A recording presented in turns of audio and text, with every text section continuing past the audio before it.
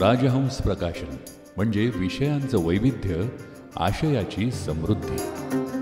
राजहंस प्रकाशन सादर करीत आहे गोष्टी राजहंसी पुस्तकांच्या. सरस्वतीच्या दरबारात ज्याच्याकडं अंगुली निर्देश करून म्हटलं जातं की तो राजहंस एक, अशा प्रकाशन संस्थेनं कोरोनाच्या संकटावर मात करीत नवनवीन पुस्तकांना प्रकाशात आणलंय. त्यापैकीच एक सांजवात, भारतातील वृद्ध संगोपनाचे भवितव्य, या नव्या पुस्तकाबद्दल आज आपण बोलणार आहोत. 1 ऑक्टोबरला जागतिक ज्येष्ठ नागरिक दिन हा अलीकडेच साजरा झाला. 2 ऑक्टोबर गांधी जयंती. गांधीजींनी महर्षी पटवर्धनांच्या कुष्ठरोग्यांच्या आश्रमामध्ये जाऊन कुष्ठरोग्यांची सेवा केली. तो एक वेगळा भाग होता. हे दोन्ही भाग या पार्श्वभूमीवरती आज हे पुस्तक म्हणजेच राजहंसी पुस्तकाच्या मालिकेतलं एक हे पुस्तक सांजवात, भारतातील वृद्ध संगोपनाचे भवितव्य सादर करताना आम्हाला अतिशय आनंद होतोय असंच म्हणावं लागेल. पुस्तकाच्या लेखिका प्राजक्ता पाडगावकर आपल्या सोबत आहेत. आपल्या या नव्या पुस्तकानं, नमस्कार प्राजक्ता. आपल्या या नव्या पुस्तकानं मराठी मुलखात एक वेगळं वातावरण तयार केलंय. आज या पुस्तकाची चांगली चर्चाही ऐकू येते. इंग्रजीत बीइंग मॉर्टल किंवा ब्लू झोन सोल्युशन अशा काही पुस्तकांची भर आहे, म्हणजे पुस्तकं ही वाचली जातात. परंतु मराठीमध्ये अशा तऱ्हेचं वृद्ध संगोपनाविषयीचं आणि वृद्धांच्या समस्यांविषयीचं हे पहिलंच पुस्तक आहे असं म्हटलं तरी चालेल. आपल्याकडे आज वृद्धांचं संगोपन हा विषय काहीसा जटिल झालेला आहे. अशा विषयावर लिहिणं हे तितकंच अवघड आहे. आणि असं असताना प्राजक्ता पाडगावकर यांनी एका अतिशय चांगल्या, सोप्या आणि ज्याला असं म्हणता येईल की वेगळ्या पद्धतीनं मांडणी करणारं आणि ज्याच्यामध्ये या विषयातला ज्याची सविस्तर मांडणी केली गेलेली आहे असा हा विषय ज्यांनी सोपा करून सांगितलाय. तर मी आता प्राजक्ता तुमच्याकडेच येतो आणि तुम्हाला काय वाटतं, या पुस्तकाविषयी बोलताना काय प्रथम सांगावंसं वाटतं? सर, मी असं म्हणेन की ह्या पुस्तकाची गरज आत्ता आपल्याला खूप जास्त आहे. आत्ता ह्या काळात जिथे आपण आहोत, आपलं वास्तव गेले अनेक महिने फार वेगळं झालेलं आहे संपूर्ण मानव जातीचं. तर अशा काळामध्ये सगळ्यात जास्त त्रास जर कुणाला झाला असेल कोविडमध्ये, तर तो वृद्ध लोकांना झालाय. बरोबर. ही पहिल्यांदा आपल्याला संपूर्ण जागतिक पातळीवर जाणीव झाली की वृद्धांचं आयुष्य आणि त्यांच्या संदर्भातल्या सगळ्या गोष्टी किती महत्वाच्या आहेत. त्याविषयी या पुस्तकामध्ये अनेक गोष्टी मांडलेल्या आहेत. आधीपासून ते आतापर्यंतच्या सगळ्या संपूर्ण विस्तृत पटावरती, म्हणजे अगदी वैदिक काळापासून ते रोबोट येतील आपल्या वृद्धांची काळजी घ्यायला, असा पूर्ण पट मांडलाय. त्यामुळे आणि वृद्धत्व मला असं वाटतं सगळ्यांना अपरिहार्य आहे. त्यामुळे ते सगळ्यांनीच त्याच्याबद्दल वाचन करावं आणि त्याच्यावरती थोडा विचार करावा, ह्या हेतूनीच हे पुस्तक लिहिलंय असं म्हणेन मी. वृद्धांचं संगोपन हे एक आपण म्हणतात त्याप्रमाणे हा जटिल विषय आहे, यात शंका नाहीये. परंतु आजच याची काही निर्मिती झाली आहे किंवा आजच काही हा प्रश्न आपल्या समोर आलाय असं वाटत नाही. पण आता हा व्यवसायाचा विषय सुद्धा असू शकतो. तर हे आपलं मत दिसतंय, म्हणजे तर ते कसं जरा थोडंसं स्पष्ट करून सांगाल का? निश्चित सर. वृद्धत्व हे आपल्या बरोबर आहेच मानवीय उत्क्रांतीपासून. मात्र आता त्याचं स्वरूप भारतासारख्या ठिकाणी खूप जास्त वेगळं झालेलं आहे. म्हणजे जागतिकीकरणानंतर कुटुंबीय विभक्त होण्याची जी प्रक्रिया आहे ती मोठ्या प्रमाणात झालेली आहे आणि गेल्या 20-30 वर्षामध्ये एकत्र कुटुंब पद्धती ही पुष्कळशा प्रमाणात लयास चाललेली आपण बघतोय. तर ह्या सगळ्या पार्श्वभूमीवरती अशा प्रकारचं एक पुस्तक येणं हे ह्याच्यासाठी महत्वाचं होतं की वृद्धांची काळजी घ्यायला हवीच आहे. त्याबरोबर जे तुम्ही म्हटलात, की त्यातला औद्योगिक जो काही दृष्टिकोन आहे, तो ह्याच्यासाठी, की आता कौटुंबिक जबाबदारी न राहता वृद्ध हे समाजाची जबाबदारी होत आहेत. तर जेव्हा ती सामाजिक जबाबदारी होते, तेव्हा सरकारनी आणि ज्या संस्था असतात अनेक प्रकारच्या, अ, अगदी त्यातनं फायदा करून घेणाऱ्या सुद्धा संस्था असतील, म्हणजे व्यावसायिक दृष्ट्या जे काम करणाऱ्या संस्था असतात तशाही संस्था असतील, किंवा लोकसेवा करणाऱ्या संस्था असतील. ह्या सगळ्यांनाच एक चांगलं आव्हान आहे, की वृद्धांची समस्या आता वेगळ्या पद्धतीने हाताळली जाता येऊ शकते. त्यातनं अर्थार्जन होऊ शकतं. मग त्यात अनेक पैलू आणि पातळ्या आहेत, ज्याच्याबद्दल मी अगदी विस्तृतपणे पुस्तकात मांडलेलं आहेच आहे, की वृद्धांची काळजी अनेक पद्धतीने आपल्याला घेता येईल आणि तो एक वेगळा व्यवसाय आपण ह्यातनं उभारू शकतो आता. पण म्हणजे वृद्धाश्रम काढले आणि त्यातून व्यवसाय केला की झालं, असा त्याचा अर्थ होतो का? निश्चितच नाही. कारण की वृद्ध संगोपन व्यवस्था ही खूप मोठी आहे. ह्याच्यामध्ये वृद्धांसाठी अनेक टप्प्यांवरती त्यांच्या आयुष्याच्या अनेक गोष्टींची गरज पडते. मग त्याच्यामध्ये त्यांच्या भावनिक गरजा असतील, त्यांच्या काही सृजनात्मक गरजा असतील, त्यांना स्वतःचं सृजन कुठे व्यक्त करावंसं वाटत असेल, तिथपासनं सुरू करून ते त्यांचं एकटेपण असेल, त्यांचं शारीरिक म्हणजे स्वास्थ्य राखणं असेल, त्यांना स्वतःसाठी निराळ्या प्रकारचे कपडे तयार करणं असेल, किंवा त्यांना खास उपयोगी पडतील अशी अवजारं तयार करणं असेल, कारण की आपला हात थरथरू लागतो. एखादी गोष्ट हातातनं सहज खालती पडून फुटू शकते. तर ह्या सगळ्या छोट्या-छोट्या गोष्टींसाठी आपण उपाय करू शकतो का? आणि ह्या सगळ्या उपायांचं अ, परिमार्जन ह्यातच होणार आहे, की ते प्रत्येक उपाय जेव्हा आपण निर्माण करू, तर ते मॅन्युफॅक्चरिंगचा एक उद्योग तयार होतो.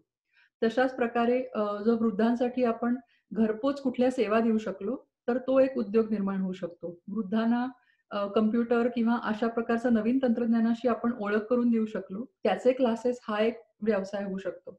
त्यामुळे वृद्धाश्रम हा त्यातला एक भाग झाला, समाजाच्या एका विशिष्ट घटकासाठी असलेला. मात्र त्या व्यतिरिक्त मूळ प्रवाहातले जेवढे सगळे वृद्ध आहेत, अनेक आर्थिक स्तरांमधले, त्या सगळ्यांसाठी मिळून असे अनेक व्यवसाय आपल्याला काढता येऊ शकतात ह्या वृद्ध संगोपन व्यवस्थेखालती. एक एका ठिकाणी आपण असं म्हटलंय की वय झालंय हा एक वैचारिक भ्रम आहे, आणि जी व्यक्ती आपलं वय वाढलंय असं समाजमान्य व्याख्येला डोळ्यासमोर ठेवून शरण जाते, तीच वृद्ध होत असते, असंही आपण म्हटलंय.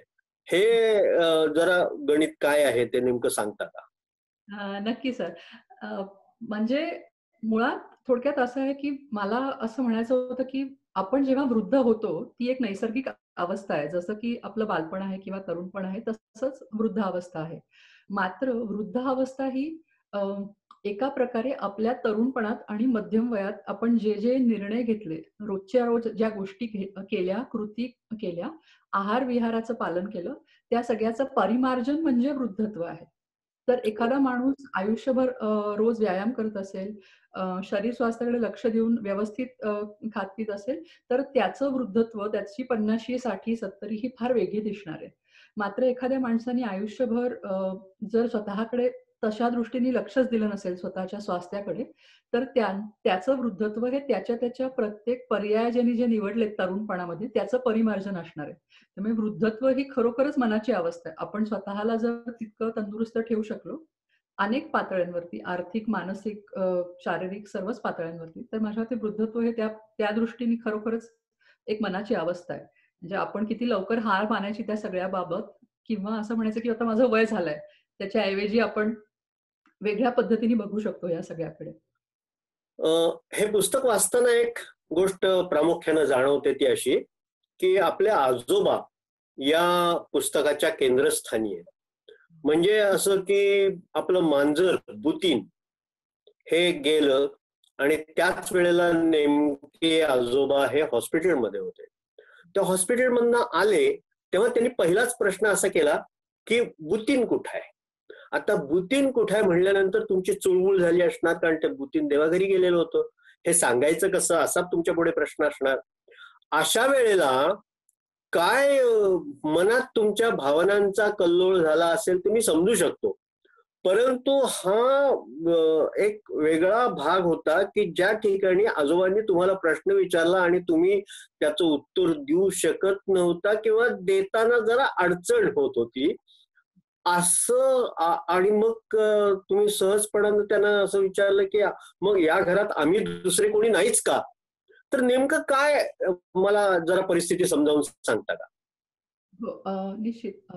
हे मीच आजोबांना असं म्हटलं होतं, की घरामध्ये बाकीचे लोकं नाहीयेत का ह्याच्यात तुमची काळजी घेणारे इतके वर्ष? कारण की त्यांचं प्रदीर्घ काळापर्यंत आजारपण होतं आणि आम्ही सगळे त्यांचे काळजीवाहक होतो. तर काळजीवाहक आणि ज्याची काळजी घेतोय अशी व्यक्ती यांचं एक वेगळं नातं तयार होतं. म्हणजे आधीचं आपलं कुठलंही नातं असेल, पती-पत्नी असेल, आजोबा नात असेल किंवा कुठलंही नातं असेल, मात्र जेव्हा आपण एखाद्याची काळजीवाहक होतो, तेव्हा आपलं नातं फार वेगळ्या पद्धतीने होतं. कारण की आपण अक्षरशः बाळासारखी किंवा लहान असलेल्या मुलासारखी त्या पेशंटची काळजी घेत असतो.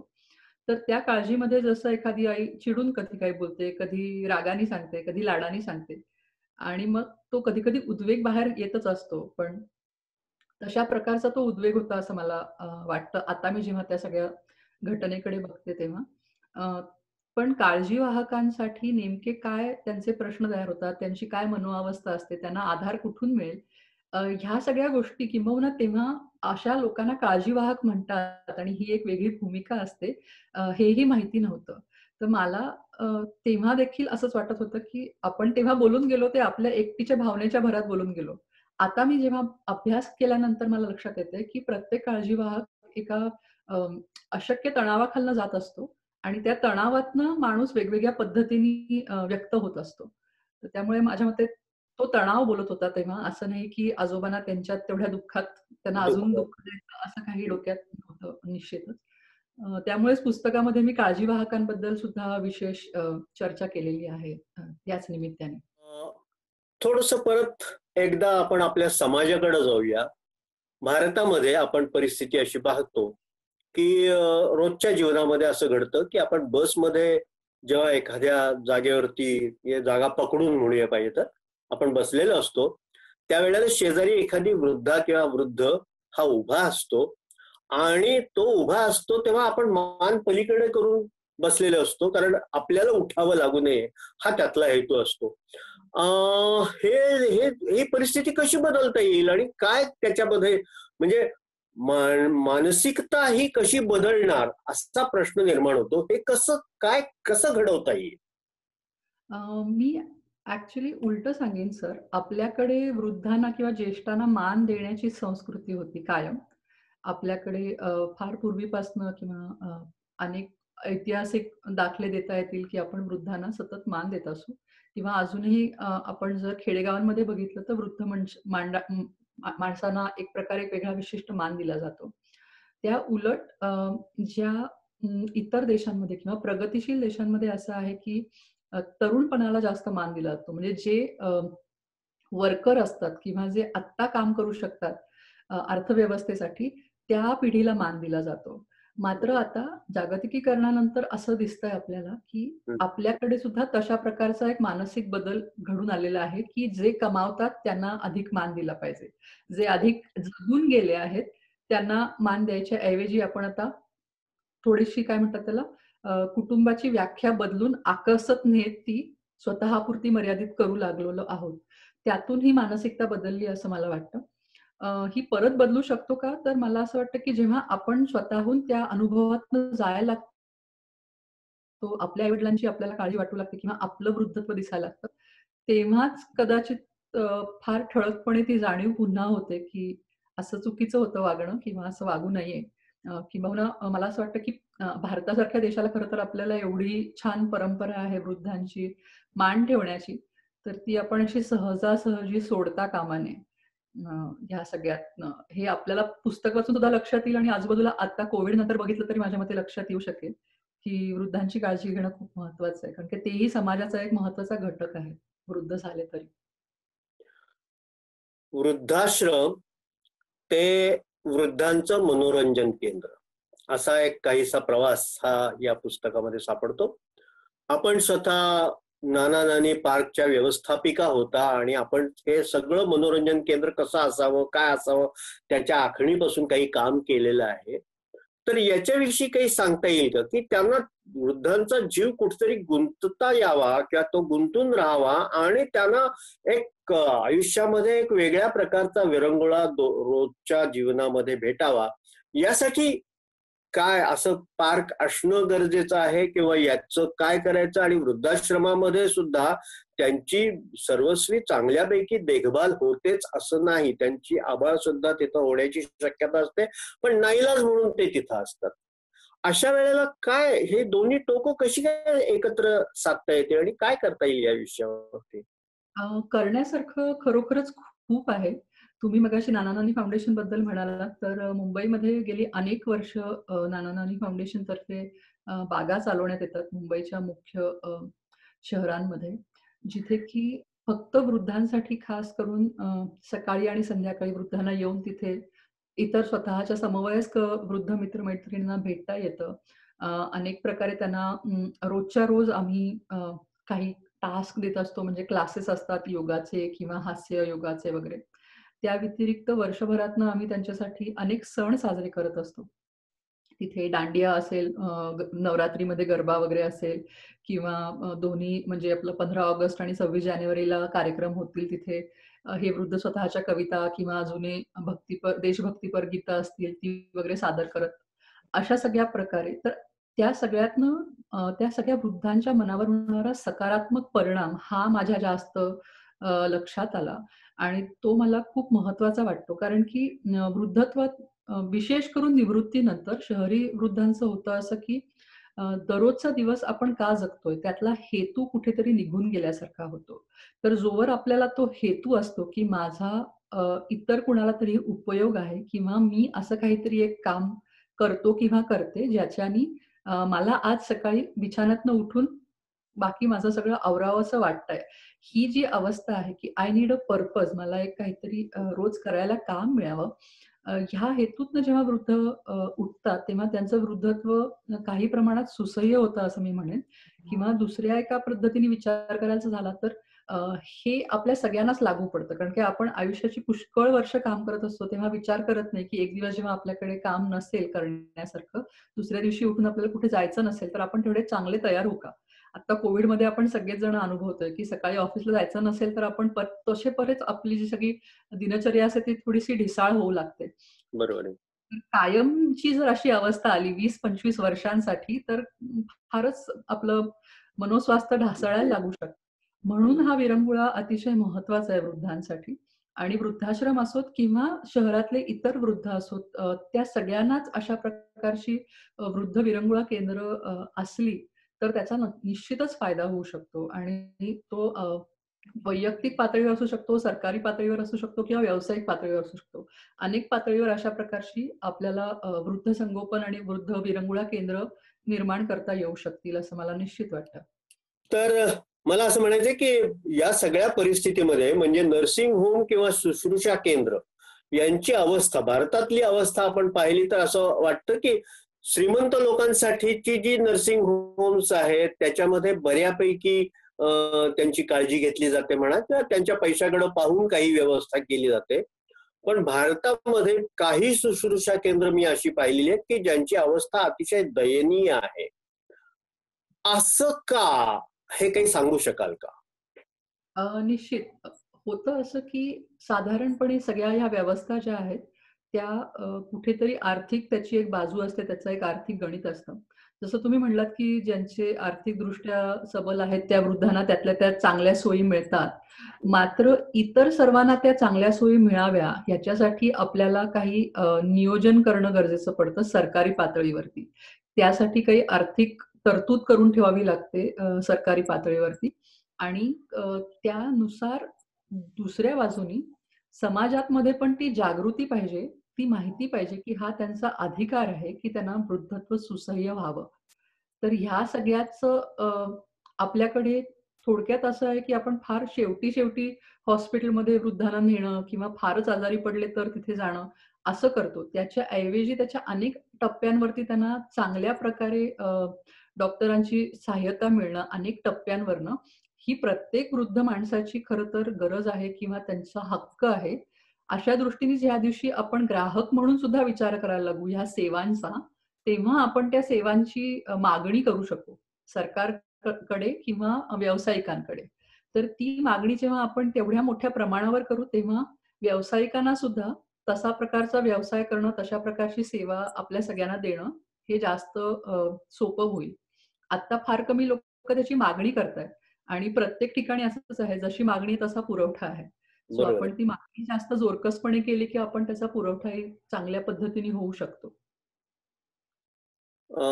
तुम्ही सध्या अमेरिकेमध्ये आहात, तिथूनच आज या ठिकाणी आपण बोलतो आहोत.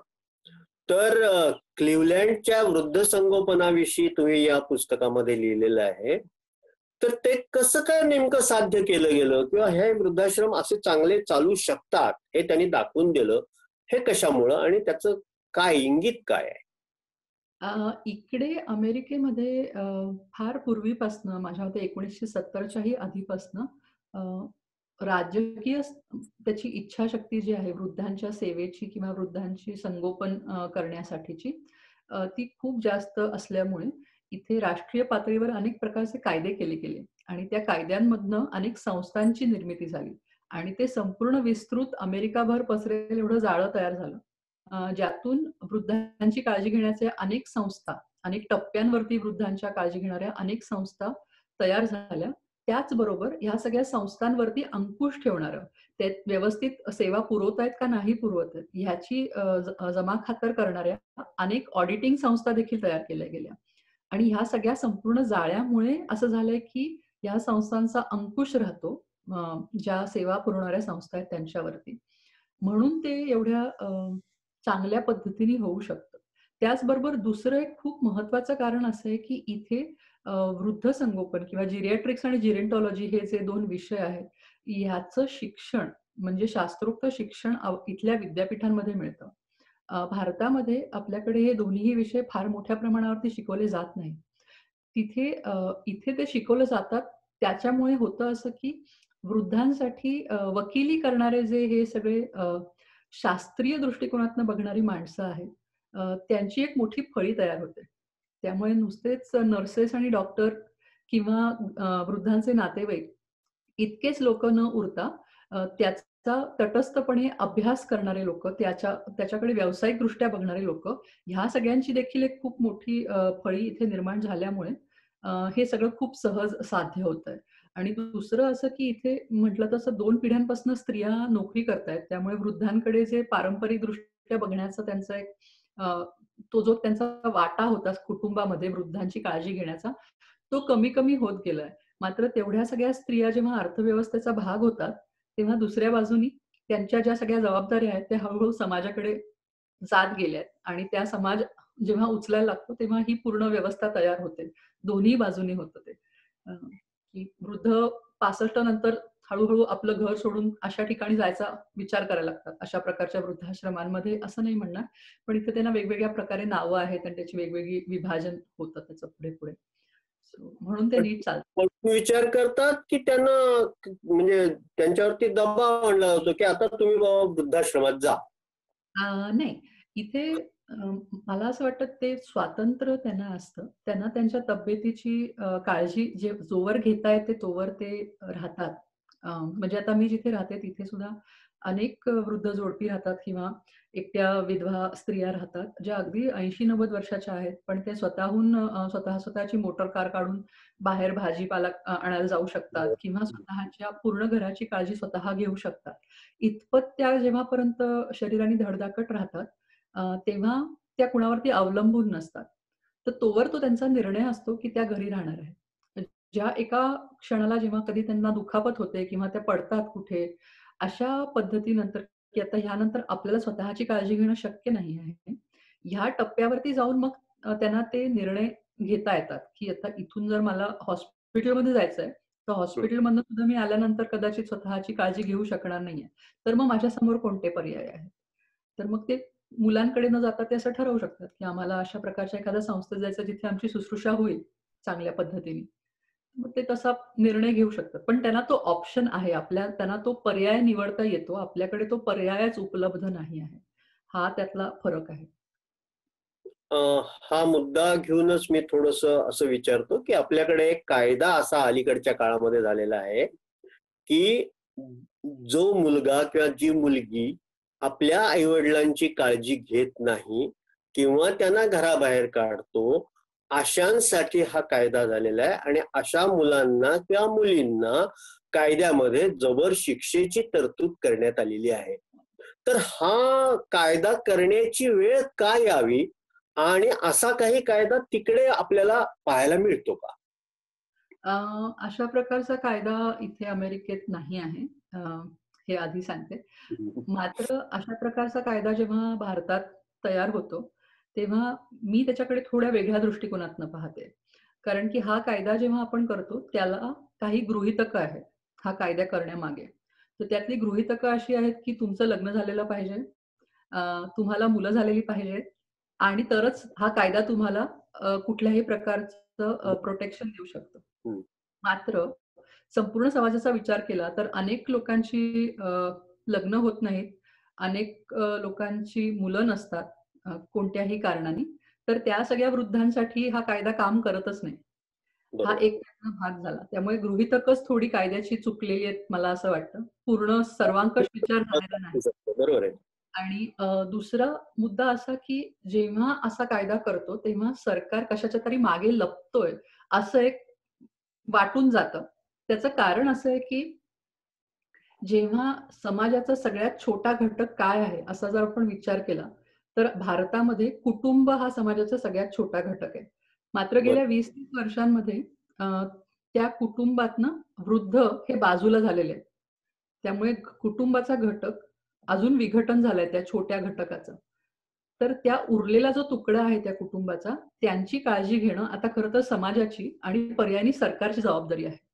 तर ती जबाबदारी घेण्यासाठी एक आर्थिक तरतूद करणं, त्याच्यावरती पूर्ण एक व्यवस्था उभी करणं, हे जे काम आहे, हे सरकारने पूर्ण केलं नाही आहे.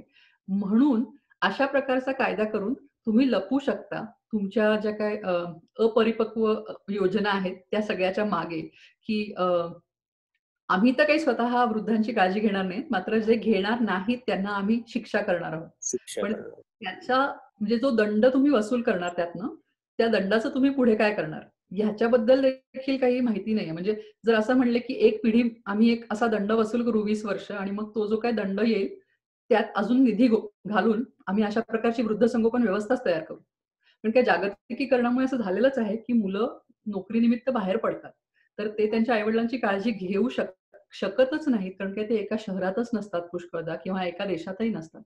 अशा परिस्थितीमध्ये सरकारनी अ, वृद्धसंगोपन व्यवस्थेची तरतूद करण्यासाठी म्हणून आर्थिक काही व्यवस्था निर्माण करणं अपेक्षित आहे. असे कायदे तयार करण्यापेक्षा. कारण की हे कायदे फार तकलादूत आहेत. त्याच्या मागची जी गृहीतकं आहेत ती फारच चुकीची आहेत किंवा थोडीशी हल्ली आहेत असं मला वाटतं. त्यामुळे म्हणून मी असं म्हणते, की निश्चित आपल्याला जरा वेगळ्या पद्धतीने या सगळ्याचा विचार करायला हवाय.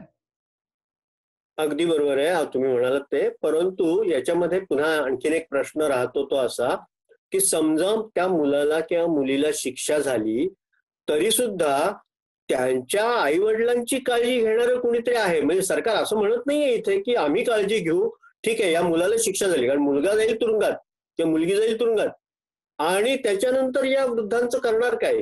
वृद्ध आई-वडिलांचं करणार काय? असा प्रश्न निर्माण होतो.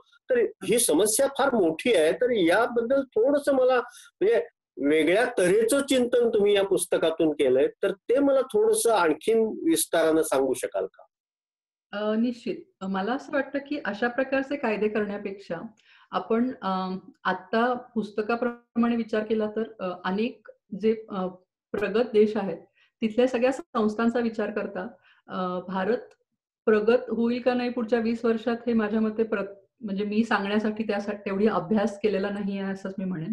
मात्र एवढंच सांगू शकते, की आपण 20-25 वर्षात वृद्ध होणार आहोत का? तर निश्चितच वृद्ध होणार आहोत. कारण की आपण आत्ताचे जे तरुण देश म्हणून मिरवतो आहोत, ती सगळी तरुण पिढी तेव्हा वृद्ध झालेली असणार आहे पुढच्या 20 ते 30 वर्षामध्ये. तर त्या वृद्धांसाठी आपण आजपासून तरतूद करू शकलो नाही, तर तेव्हा फार उशीर झालेला असणार आहे. त्यामुळे अशा प्रकारची व्यवस्था निर्माण करणं ही खरोखरच भारतासाठी गरज आहे. आणि त्यात अनेक पैलू आहेत. म्हणजे वृद्धाश्रम उभे करणे हा त्यातला निश्चित पैलू नाही आहे. मात्र समाजातल्या अनेक घटकांसाठी विविध प्रकारचे आपल्याला संस्था निर्माण करता येतील. म्हणजे हॉस्पिस असेल, ज्याच्यामध्ये हॉस्पिटलमध्ये जाता जर एखाद्यांना सुया वगैरे टोचून न घेता शांतपणे मरायचं असेल, आपल्या आपल्या म्हणजे जी लोकं त्यांना खरोखरच गरजेची वाटतात, प्रेमाची वाटतात, अशा लोकांच्या बरोबर शांतपणे मरायचं असेल, तर त्यांच्यासाठी हॉस्पिस सारखी एखादी व्यवस्था निर्माण होऊ शकते. किंवा अनेक वृद्ध असतात, ज्यांना मुलांचा लळा असतो. तर वृद्धांना आणि मुलांना एकत्र घेऊन आपण एकत्रित संगोपन घर किंवा पाळणा घर तयार करू शकतो. अशी ही एक व्यवस्था असू शकते. अशा वेगवेगळ्या व्यवस्था, वेगवेगळे संस्था वृद्धांसाठी निश्चित कामी येऊ शकतात. त्यामुळे ह्या सगळ्या गोष्टींकडे आपण एक नुसती एखादा घटक आहे असा विचार न करता संपूर्ण व्यवस्था म्हणून विचार करणं खूप गरजेचं झालेलं आहे आत्ता. तर तो तेवढा सगळा विस्तृत पट त्याची प्रत्येकाची माहिती निश्चितच पुस्तकांमध्ये आहेच आहे. तर त्याबद्दल आपण म्हणजे अजून विचार करू शकतो, की किती नवीन प्रकार असू शकतात त्याचे सगळ्याचे. या पुस्तकामध्ये संस्कार वर्गासंबंधी आपण लिहिलंय, पारंपरिक व्यायाम पद्धतीबद्दल लिहिलंय, नंतर पाककला शिकवणं आणि त्यांच्याकडनं करून घेणं किंवा त्यांचा पेहराव याविषयी लिहिलंय. तर ही नेमकी कल्पना काय आहे आणि तो वर्ग चालवताना तो चालवणारा जो कोणी आहे त्याला त्याची समज कशी असली पाहिजे याविषयी थोडस मला सांगाल का? नक्कीच. वृद्ध हे खरोखर समाजाच्या उपयोगी आहेत का नाही असा जर आपण विचार केला, तर आपल्याला लक्षात येईल की वृद्धांकडे खूप मोठ्या प्रमाणात संचित आहे अनेक गोष्टींचं आणि आपण त्याला तेवढं म्हणावं तितकं महत्त्व देत नाही. म्हणजे आत्ताच्या काळात असं झालंय की फिरून पुन्हा महाराष्ट्रामध्ये लग्नासाठी पैठणी घालायची किंवा नऊवारी घालायची एक पद्धत आलेली आहे. पुन्हा नऊवारी साडी नेसायची आणि असं कद वगैरे घालायची. पण आपण ते आयतं शिवून घेतोय का किंवा दुसऱ्या कोणाकडनं तरी घालून किंवा नेसवून घेतोय अशा प्रकारे दिसतंय. मात्र हे अनेक वृद्ध आहेत ज्यांना हे सगळं जमत असेल. हे त्यांना अनेक पद्धतीने नेसवता येत असेल. अशा प्रकारच्या साड्या असतील किंवा कद असतील किंवा जे काय असेल ते. तर ह्या सगळ्या वृद्धांना अशा प्रकारचा क्लास YouTubeवरनं पण चालवता येणार आहे. Instagramवरनं चालवता येणार आहे. किंवा त्यांची जी काही माहिती आहे ती ते पूर्ण समाजापर्यंत उघड करू शकतात. त्यांना ती छान पद्धतीने मांडू शकतात. तसंच पाककलेचं आहे, की पाककलेचे अनेक प्रकार असतील किंवा आपला खाण्याचा विडा असतो त्याचे अनेक प्रकार असतील, जे अनेक स्त्रियांना ज्या आता वृद्ध आहेत त्यांना येत असतील. मात्र त्याबद्दल त्यांच्या पाशीच ते ज्ञान राहून जातं. त्यांच्या घरापुरतं सीमित राहतं. त्यापेक्षा संपूर्ण जगापर्यंत ते पोहोचवण्यासाठी आंतरजाल हे खूप चांगलं आणि सशक्त माध्यम आहे. आणि त्याचबरोबर मगाशी जे मी म्हणत होते, की प्रत्येक वृद्धाला वृद्धावस्थेमध्ये जर आयुष्याला एक हेतू मिळाला, एक पर्पज मिळाला, तर त्यांना त्यातनं जास्त चांगली उभारी मिळते. त्यांचं वृद्धत्व अधिक जास्त सुदृढ असू शकतं, सशक्त असू शकतं. तर ह्या सगळ्या दृष्टीने इतर समाजातल्या घटकांसाठी आपण कसे उपयुक्त आहोत हे दाखवण्यासाठी किंवा स्वतःला देखील त्यातनं आनंद मिळवण्यासाठी वृद्धांनी अशा प्रकारचं काम करावं. आणि इथे अमेरिकेत अनेक असे चॅनल्स असतात ज्या फक्त आज्या गोधडी कशी विणायची किंवा स्वेटर कसे विणायचे ह्यावरती ते चॅनल चालवतात. पूर्ण YouTubeचा असेल किंवा Instagramचा असेल आणि त्यातनं त्यांना अर्थार्जन देखील होतंच. मात्र त्याचबरोबर त्या इतक्या जास्त विविध वयातल्या लोकांपर्यंत पोहोचतात. त्याच्याशी एक प्रकारचं नातं जोडू शकतात त्या सगळ्या अनेक टप्प्यातल्या वयातल्या लोकांशी आणि त्यातनं जगण्याला एक चांगला हेतू मिळतो त्यांना. तर अशा प्रकारे काम भारतात देखील व्हायलाच पाहिजे. आणि पारंपरिक खेळ असतील किंवा अजून इतर अनेक प्रकार असतील. आता कोविडमुळे समजा हे YouTubeवरनं किंवा Instagramवरनं आपण करू शकतो. मात्र आपापल्या गृहसंकुलांमध्ये सुद्धा आपापल्या अपार्टमेंटच्या ज्या बिल्डिंग्स आहेत तिथे सुद्धा आपण हे अशा प्रकारचं काम छोट्या प्रमाणात देखील करूच शकतो. आणि त्यातनं देखील वृद्धांना एक चांगला हेतू मिळू शकतो. म्हणजे मुलांनी फक्तच घरी बसून त्यांचे टॅबलेट बघायचं आणि त्याच्याबद्दल आपण आत्ताच्या पिढीला उगाचच म्हणजे काय म्हणायचं की अरे हे लोकं असंच करत बसतात. त्याच्याऐवजी त्यांना मैदानी खेळ कसे असतात, बैठे खेळ कसे असतात, त्याचे काय नियम आहेत, हे आपण जर शिकवू शकलो तर त्यातनं अनेक नवीन जे आई-वडील झालेले आहेत त्यांना देखील खूप फायदा होऊ शकतो. की घरगुती आणि निसर्गाला काय म्हणतात त्याला, हानी करणार नाहीत अशा प्रकारच्या वस्तूंमधनं बैठे खेळ खेळणं असेल किंवा मैदानी खेळ खेळणं असेल आणि त्यांचे नियम जे आताच्या पिढीला कदाचित आठवत नसतील किंवा माहीत नसतील, त्याचा सगळ्यांना छान उजाळा देता येईल वृद्धांना. या सगळ्या निमित्ताने त्यांना अ, एक चांगला हेतू मिळेल समाजाशी उपयुक्तपणे संलग्न होण्याचा किंवा पुन्हा जोडलं जाण्यासाठी असं मला वाटतं. अतिशय चांगला मुद्दा आहे. माझ्या योगासनाच्या क्लासमध्ये ठाण्याहून एक गृहस्थ यायचे आणि महिन्यातून एकदा किंवा 2 महिन्यातून एकदा ते गाणी शिकवायचे आम्हाला. अरे वा. म्हणजे तुमचा गळा हा त्याचा सुद्धा एक व्यायाम आहे, तर तो कसा करता येईल हे सांगायचं. तर हे सगळं म्हणजे आपल्या या मुद्द्याशीच थोडस पुढे जाऊन असं म्हणता येईल की हे सगळं करता येणं शक्य आहे. If there is will there is way, आपण असं म्हणतो. तर ते विल जे आहे ते तुमच्याकडे असण्याची आवश्यकता आहे. ती मनोदेवता तुम्हाला असं तुमच्याकडनं करून घेता आली पाहिजे, तिनं हे सगळं केलं पाहिजे. तर हे कसं घडवता येईल? आणि दुसरा मुद्दा माझा असा मला मांडायचा आहे की हे सांजवात, भारतातील वृद्ध संगोपनाचे भवितव्य हा विषय मांडताना, म्हणजे मेकिंग ऑफ युअर बुक असं म्हणताना असं सांगता येईल की हे कोणकोणत्या पद्धतीतून तुम्ही हे पुस्तक तयार केलं, त्याच्यासाठी किती काळ लागला आणि त्याचं नेमकं म्हणजे त्याचं पुस्तकात रूपांतर होताना तुम्हाला काय वाटलं, हे जरा मला समजावून घ्यायचं, ते सांगाल का? नक्की. तर ह्याच्यामध्ये मगाशी तुम्ही जे म्हटलात, की मनोअवस्था आपली कशी ह्याच्यासाठी आपण बनवू शकतो. तर त्याच्यामध्ये असं आहे, की आपण द्यायला लागलो, की आपल्याला त्यातनं मिळायला लागतं. हे साधं अगदी सोपं तत्व आहे, की आपल्याला जे हवं आहे, की आपल्याला वृद्धपण असल्यानंतर एकाकी पण येतं, एकटेपण येतं. आपण निवृत्तीच्या आधी जेवढे गजबजलेलो असतो कामामध्ये किंवा आजूबाजूच्या सहकाऱ्यांमध्ये, ते सगळी गजबज संपून आतनं एक पोकळी जाणवू लागते. तर ती पोकळी मिटवण्यासाठी आपण स्वतःहूनच प्रयत्न करायला हवेत. आपण काही देऊ केलं समाजाला, तर समाज आपल्याशी जोडला जाणार आहे. हा बरोबर आहे. त्यातला एक भाग आहे. त्यामुळे आपणच तो हेतू आपल्यासाठी शोधायला हवा. आणि दुसरं असं की तुम्ही म्हटलात की या पुस्तकाची निर्मिती, तर गंमत अशी आहे की मी अतिशय सामान्य अशा मध्यमवर्गीय मराठी पुण्याच्या कुटुंबातनं आली आहे.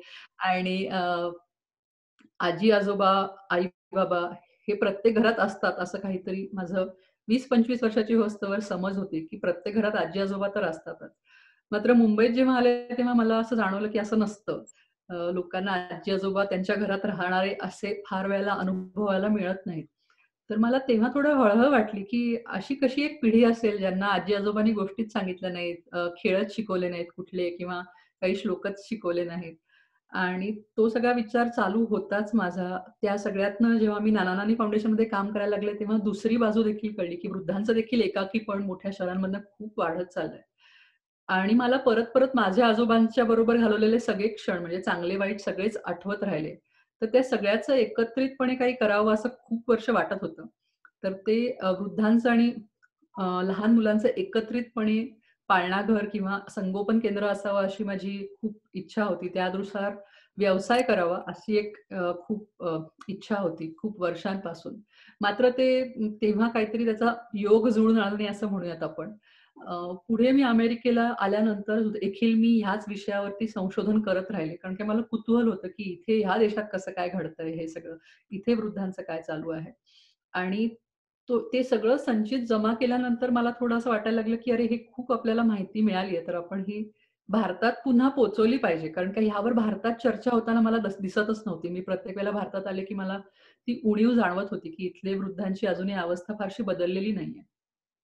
त्यामुळे माझ्या मते तेव्हाच आपली पण त्या दरम्यान भेट झाली होती आणि माजगावकर सरांशी पण अगदीच बोलणं झालं होतं. तर त्या सगळ्यातनं, त्या सगळ्या चर्चेतनं आणि तुम्ही दिलेल्या सगळ्या प्रोत्साहनातनं माझ्या मते ते सगळं घडलं, की पुस्तक निर्मिती व्हावी ह्या सगळ्याची. असं एक वाटलं मला. मात्र त्या पुस्तकाला आकार देण्यासाठी मला असं वाटतं, की माजगावकर सरांनी खूप विश्वास दाखवला माझ्यावरती, की मी अशा प्रकारचं पुस्तक लिहू शकेन. आणि करुणाताईंसारखी मला एक संपादिका मिळाली, जिनी वाट दाखवली मला. कारण की माझं पहिलंच पुस्तक होतं आणि मराठीत माझं शिक्षणही झालं नव्हतं. त्यामुळे मला त्या सगळ्या भाषेविषयी पण थोडं जरा गूढ होतं, की व्याकरण बरोबर आहे का नाही वगैरे. आणि दुसरं असं, की एक दृष्टिकोन, की ह्या पुस्तकाचं संदर्भ मूल्य वाढवायचं असेल, तर कशा पद्धतीने संशोधन केलं पाहिजे, कशा पद्धतीने संशोधन सगळं मांडलं पाहिजे. तर त्या सगळ्या मांडणीची सगळी जी काही मदत होती, ती माझ्या त्या करुणाताईंनी खूप केली मला. त्यामुळे त्या पुस्तकाचा जो काही आकार किंवा आपण आता जसं स्वरूप बघतोय, त्याच्यात त्यांचा खूपच मोठा सहभाग निश्चितच आहे. तेव्हा त्या सगळ्या लोकांचं एकत्र येणं, तुम्हा सगळ्यांनी म्हणजे एकत्र येऊन माझ्यावर विश्वास टाकणं, माझ्या मते ह्याच्यामुळेच ते पुस्तक घडलं. जसं आता सगळ्या वाचकांसमोर आलंय ते. तर माझ्या मते ती एक प्रक्रिया होती. पण मनातनं एक निश्चित होतं, की वृद्धांसाठी आपल्याला काहीतरी करत राहायचंय. अ, अगदी साधा मूळ हेतू होता, की प्रत्येक लहान मुलाला आजी-आजोबांचं सुख किंवा आजी-आजोबांचा सहवास लाभला पाहिजे. मग ते स्वतःचे असतील किंवा इतर कुणाचे असतील. मात्र आजी-आजोबा आणि नातवंड ही जोडी कायम समाजात राहायला पाहिजे. त्याची एक निराळी मजा आहे. तर एवढाच हेतू माझ्या मते सुरुवातीपासून माझ्या मनात होता किंवा अजूनही आहे. पुस्तकानंतर देखील विचार तोच आहे, की जे 2 एक्स्ट्रीम घटक आहेत समाजाचे, त्यांना एकत्रित आणता कसं येईल? त्यातनं एक छान निराळी ऊर्जा निर्माण होऊ शकते या दोन्ही पिढ्यांसाठी असं मला वाटतं. या पुस्तकाचं मुखपृष्ठ जर बघाल तर एक थोडस ताजतवानं पिंपळपान आणि पानगळ झालेलं पिंपळपान असं दिसतंय. तर याच्यात बरीच सूचकता दर्शवलेली आहे. तर म्हणजे ही व्यवस्था की ही अवस्था ही त्या सांजवात या पुस्तकातून दर्शवण्यात आलेली आहे. या पुस्तकाच्या या पिंपळ पानाशी प्रत्येक पान हे जोडलं गेलेलं आहे आणि मराठी सारस्वत विश्वामध्ये राजहंसचं एक वेगळं नाव आहे आणि त्यांनी हे पुस्तक केलंय, यात सगळं आलंय. पण तरी सुद्धा मला थोडस या पुस्तकासंबंधी समजून घेताना असं वाटतं की हे आपोआप घडलेलं नाहीये किंवा आपोआप आलेलं नाहीये. या संबंधीचं तुमचं चिंतन हे तर त्याला म्हणजे त्याला कारण आहेच. तर हे चिंतन करताना तुमचा जो काही अभ्यास असेल याविषयीचा, तो अभ्यास कसा उपयोगी पडला किंवा हे चिंतन कसं घडत गेलं हे सांगा आणि मग आपण या पुस्तकाला जो आज प्रतिसाद मिळतोय त्या प्रतिसादाबद्दल वाचकांचे पण आभार मानूया आणि इथे चर्चा आपण या मुद्द्यावरती थांबू. पण मला ही चर्चा करत असताना असं वाटतं की या पुस्तकाविषयी हे चिंतन तुम्ही किती काळ करत गेला आणि हे कसं घडत गेलं हे सांगा. अ, खरं सांगायचं तर माझ्या मते ह्याचं निराळं मी चिंतन करायला लागले अशी कुठली एक ठळक तारीख किंवा वेळ मला आठवत नाही. मात्र आता गेले 12 वर्ष मी वृद्ध संगोपन व्यवस्थापन कसं असावं ह्या विषयीचा स्वतंत्ररित्या अभ्यास करतेय. हा माझा मूळ शिक्षणाचा विषय नाही, कारण काय भारतात जिरॅट्रिक्स, जिरॅटॉलॉजी हे विषय शिकवले जात नाही. माझा विषय पूर्णतः निराळा आहे मूळ अभ्यासाचा. मात्र गेल्या 12 वर्षांमध्ये मी ह्या विषयांवरती फक्त कुतूहल म्हणून जी सुरुवात केली, त्याचं सगळ्याचं परिमार्जन गेल्या 5 वर्षात या पुस्तकाच्या रूपात झालेलं आहे. आणि चिंतन म्हटलं तर नुसते डोळे उघडे ठेवले समाजात कुठेही फिरताना माझ्या नशिबाने फिरणं भारतातच झालं नाही तर युरोपमध्ये देखील माझं काही काळ वास्तव्य होतं, अमेरिकेत देखील वास्तव्य आहे. त्यामुळे ह्या प्रत्येक समाजात भारतापेक्षा निराळ्या समाजांमध्ये वृद्धांची काळजी कशी घेतली जाते किंवा कशा प्रकारे घेतली जावी ह्याच्याबद्दल जी मतं आहेत ती त्या पर्यटनातनं, त्या सगळ्या फिरण्यातनं आणि त्या सगळ्या कुतूहलातनं माझ्या मते एकत्र ते हळूहळू होत गेलं. त्याचबरोबर अमेरिकेत आल्यानंतर त्याचं खूप मोठ्या प्रमाणावरती काम भरीव प्रमाणात असं घडलं. त्याचं कारण असं होतं की इथल्या लोकांना मी अगदी सहज नुसता ईमेल जरी पाठवला की मला ह्याविषयी माहिती हवी आहे आणि अशी मी एक मुलगी आली आहे भारतातून, मला ह्याविषयी अभ्यास करायचा आहे. तर खूप अगदी मनापासून लोकांनी स्वतःची ऑफिसेसमध्ये मला बोलावून घेतलं आणि अनेक मोठे लोकं, अगदी सिनेटरपर्यंतची सगळी लोकं अगदी सहज एका ईमेलवरती मला भेटता आलं. आणि खरं तर माझं काही क्वालिफिकेशन किंवा त्यांना दाखवायला माझ्याकडे काहीही कागदपत्र नव्हती. फक्तच डोक्यात प्रश्न होते की काय आहे, कसं आहे म्हणून. मात्र त्यांनी अगदी हात धरून मला या सगळ्या विषयांची अगदी सखोल माहिती दिली, सढळ हाताने पुस्तकं वाटून दिली आणि अनेक संस्थांची दारं माझ्यासाठी उघडली. त्या प्रत्येक संस्थेमध्ये जाऊन मला अभ्यास करायची मुभा होती. प्रत्येक संस्थेत जाऊन मला लोकांना भेटायची मुभा होती. इथल्या वृद्धांना मी खूप मोठ्या प्रमाणावर भेटू शकले. आणि त्या सगळ्यातनं ते चिंतन हळूहळू माझ्या मते घडत गेलं, की असं का? हे असं का? हे असं आपल्याकडे का नाही? किंवा म्हणजे मी हॉस्पिसमध्ये गेले तो मला अगदी प्रसंग ठळक आठवतोय, की तिथे अ, इतकं सुंदर जागा होती. म्हणजे हॉस्पिस म्हणजे खरं तर जिथे माणसं आता मरणार 1 ते 5 दिवसामध्ये, अशा अवस्थेतली माणसं तिथे येतात. तर मी अनेक दिवस तिथे जायचं टाळत होते, की अशा ठिकाणी नको जायला. आपल्याला उगाचच लोकांना मरताना कशाला बघावं. मात्र मी तिथे पाय ठेवले तर मला लक्षात आलं, की हे इतकं सुंदर पद्धतीने बांधलेलं आहे, की मरणाचा देखील उत्सव व्हावा, इतक्या सुंदर पद्धतीने ते सगळं त्यांनी रचना केलेली आहे त्या सगळ्या जागेची. आणि तिथले जे पेशंट आहेत ते देखील इतके सकारात्मक आणि शांतपणे मृत्यूला सामोरे जात होते. कुठेही मशीनचा आवाज नाही, कुठे काही सुया नाहीत, कुठे सलाईन नाही, काही नाही. लोकं शांतपणे तिथे वाचन करू शकतात, आवडीचं संगीत ऐकू शकतात. जर त्यांना थोडीफार शक्ती असेल, त्यांना स्वयंपाक जर कोणी केला तर त्याचा नुसता वास, घमघमाट जो काही सगळा पसरतोय, तो त्यांना अनुभवायचा असेल तर त्यांना ते करता येईल. देवाला म्हणजे काही प्रार्थना करायची असेल तर त्यांना विशिष्ट प्रार्थना करायसाठी सोय होती. आणि अशा प्रकारे शांतपणे मरण यावं यासाठी थांबलेली माणसं तिथे होती.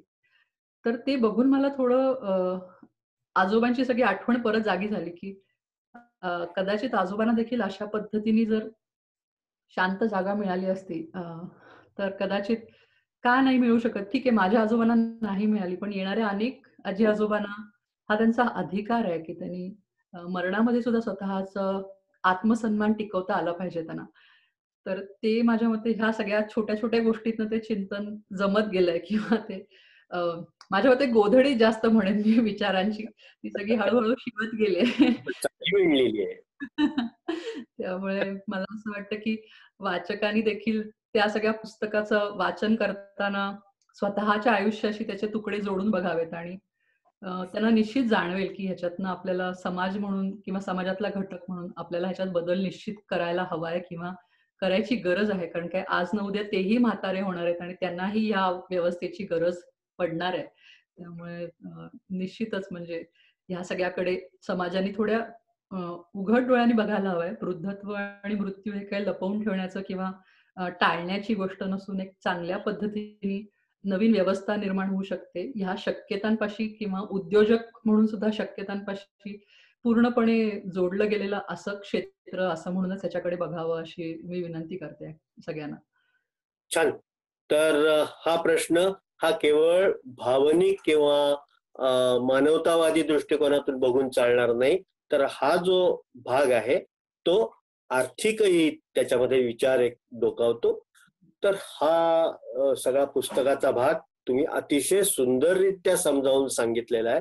म्हणजे असं की एखाद्या व्यक्तीला त्याचं बोट धरून तुम्ही सांगतात हे याच्यानंतर हे याच्यानंतर हे सांगण्याचं कौशल्य तुम्ही या पुस्तकामध्ये दाखवलेलं आहे.